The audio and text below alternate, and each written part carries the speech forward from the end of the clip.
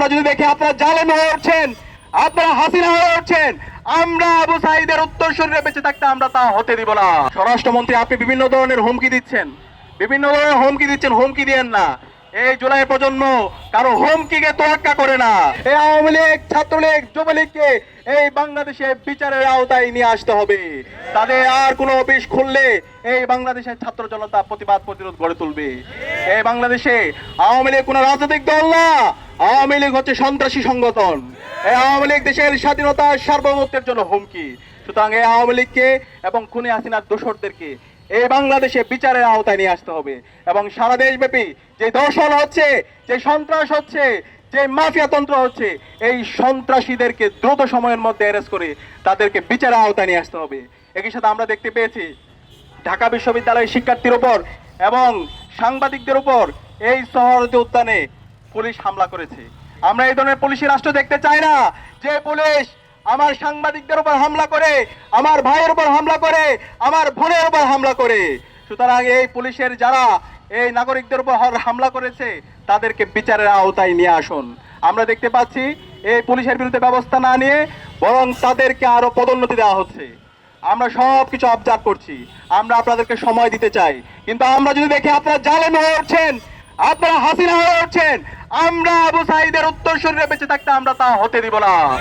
প্রয়োজনে জীবন দেব, কিন্তু বাংলাদেশে আর কখনো হাসিনা তন্ত্র ফিরে আসতে দেব না।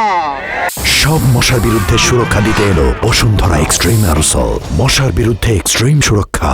প্রয়োজনে আবু সাঈদের মতো আমরা রাজপথে নামবো, কিন্তু বাংলাদেশে আমার আর কোনো বোনের উপর, আমার কোনো মায়ের উপর শ্লীলতাহানি হতে দেব না। সুতরাং আমরা অনুরোধ করবো, স্বরাষ্ট্রমন্ত্রী, আপনি বিভিন্ন ধরনের হুমকি দিচ্ছেন, হুমকি দিয়েন না। এই জুলাই প্রজন্ম কারো হুমকিকে তোয়াক্কা করে না। আমরা দেখতে পেয়েছি এই ঢাকা বিশ্ববিদ্যালয়ে 15 জুলাই খুনি হাসিনা এবং তার দোসররা, নিষিদ্ধ হয়েছে ছাত্রলীগ, আমাদের বোনদের উপর হামলা করেছিল। পরবর্তীতে বাংলাদেশে যে গণবিপ্লব হয়েছে, সেই বিপ্লবের মাধ্যমে খুনি হাসিনা এই দেশ থেকে পালাইছে।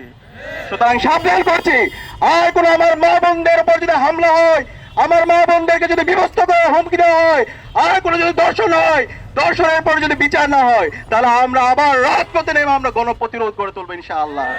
সুতরাং আপনাদেরকে অনুরোধ করবো, বাংলাদেশের ছাত্র সমাজকে অনুরোধ করবো, সবাইকে সজাগ থাকতে হবে।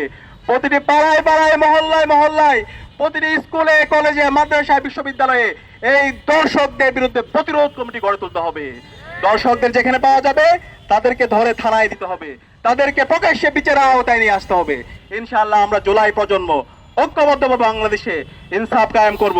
শহীদ ওসমান হাদি আমাদেরকে যে লড়াই দেখে গেছে, যে আজাদির লড়াই, ইনসাফের লড়াই, ভারতীয় আধিপত্যবাদের বিরুদ্ধে লড়াই, আমার মা বোনদের অধিকার রক্ষার লড়াই, সেই লড়াই আমরা জারি রাখবো ইনশাআল্লাহ।